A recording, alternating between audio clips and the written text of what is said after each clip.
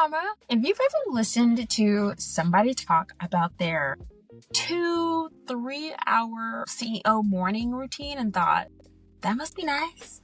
But somebody in my house is literally crying, sticky, or asking me for a snack right now, including the husband. This episode is for you. If you've ever wanted to create something real, a podcast, a book, a business, content, art, offers, a body of work, a life's work, and your actual day look nothing like the kind of day the internet says creators are supposed to have, this episode is for you too.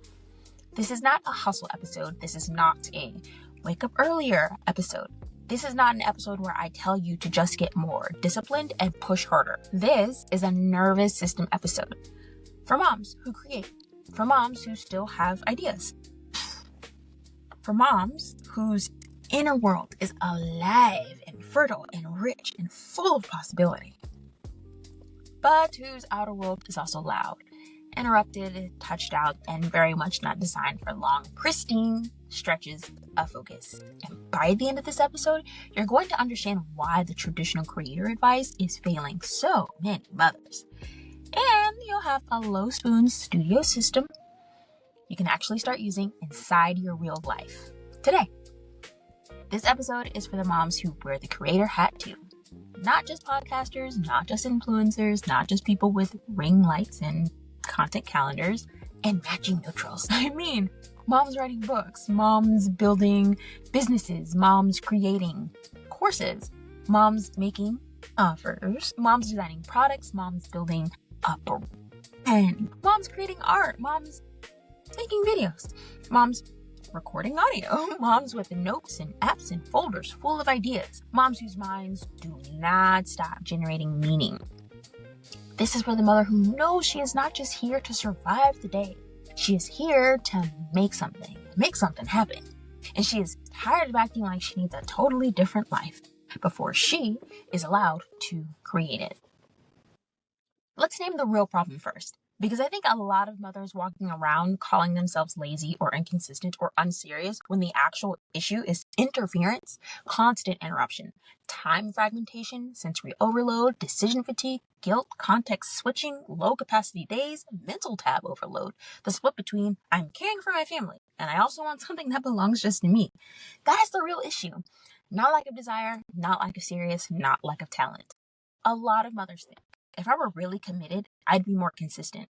But the deeper truth is you are trying to create inside a life that does not hand you long, clean, predictable stretches of energy. You do not need more motivation. You need fewer open loops and a system that survives interruption. Let's talk about fantasy for a second. The internet version of creator life, the 2-3 hour morning routine, the journaling, the lighting a candle before dawn, the deep work block, the perfectly quiet house, the uninterrupted focus, the pre-planned week, the childcare, the predictability, the outsourcing. That last one matters because a lot of the creator advice floating around all of that online quietly assumes some combination of silence, childcare, outsourcing, administrative help, paid support, a cleaner, a nanny, a team, a flexible body, and a nervous system that isn't already at full capacity from motherhood itself. And I want to say clearly this part. The problem is not those systems are bad. We're striving for that. The problem is that they are mismatched, especially for where we are now. And if you're a mom with littles, a home, a loud nervous system, lower fragmented support, unpredictable energy, real life domestic demands, then trying to force yourself into someone else's creative rhythm will make you feel defective for no reason. This problem is not something you can't create like someone with silence. The problem is that you keep using their rulebook and a house with completely different physics.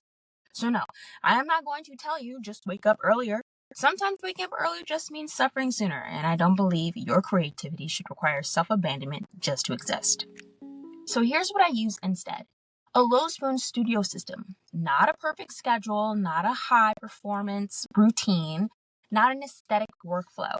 A studio system. And the reason I call it that is because a studio can survive mess. A studio can survive edits. It can survive unfinished work and can survive real life. The low spoon studio system has 3 core moves. Capture, contain, create. Small. Okay, capture. Ideas do not arrive when you're ready. They arrive while you are changing a diaper or halfway putting away dishes or driving or in the bathroom or while someone is talking to you and you are pretending to listen while you try to not lose the thought. So the first move is capture.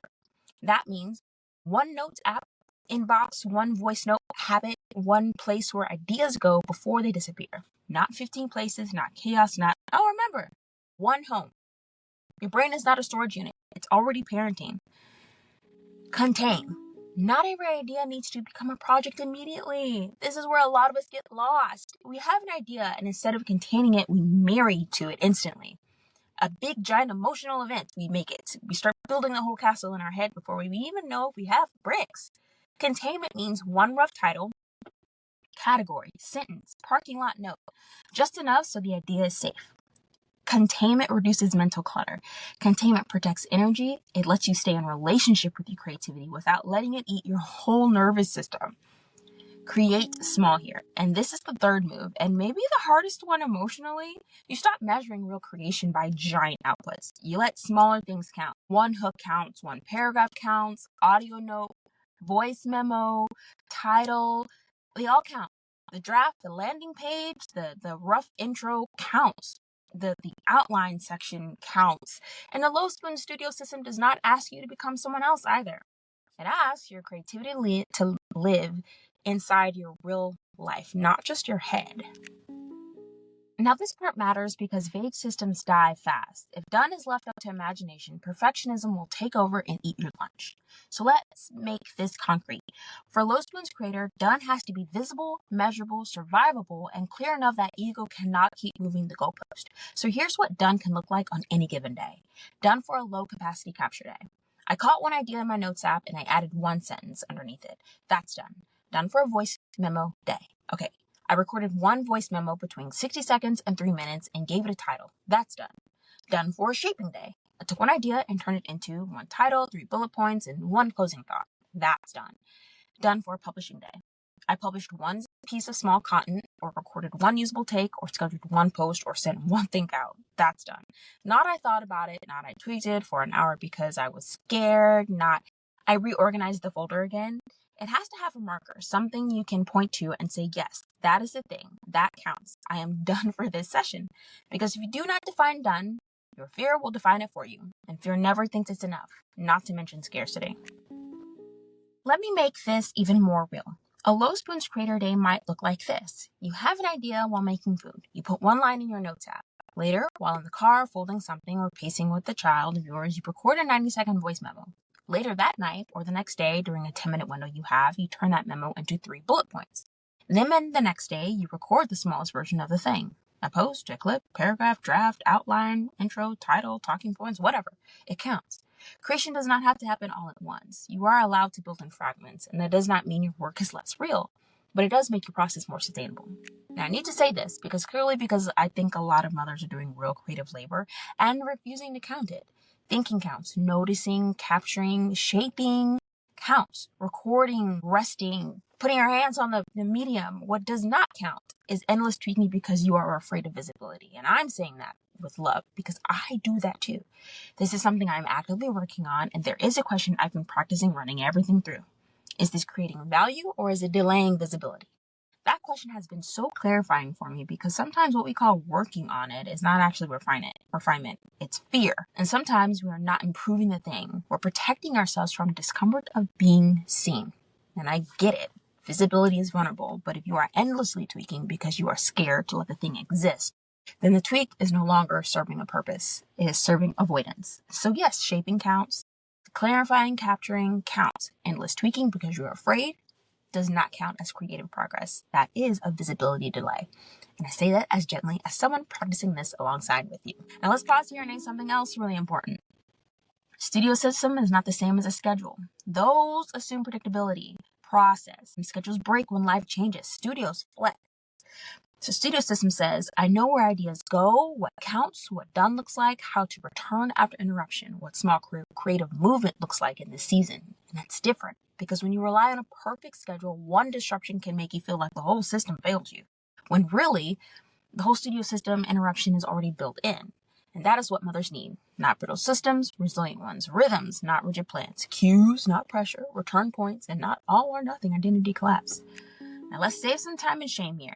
Here are some traps, like waiting for ideal conditions. The day is coming. There'll always be something. A sticky hand, loud room, somebody's body, the household, your own brain. And if you wait for these perfect conditions, you will train creativity to stay dormant. Trying to do the whole project in one sitting, this is how we overwhelm wins. Your job is not to finish the entire mountain. Your job is to move one rock, starting from scratch every time. This is why capture and containment matter. We need re-entry points, using shame as motivation. This one never works long term, and it might get you a panic sprint, but it will not get you a sustainable body of work. Calling yourself inconsistent, this one hurts because it sounds like a personality flaw when really it's often a systems issue. Thinking low output means low seriousness. No, you can be deeply serious and still be fragmented in your season. You're not behind, you're building inside real constraints. Now let's go a layer deeper. So, if you asked as mothers why we create, the answer is not because I like making things. That's part of it, but it's not all of it. A lot of us are creating something because we want to bring money in for our family. We want sovereignty, power, ownership, financial autonomy, economic independence.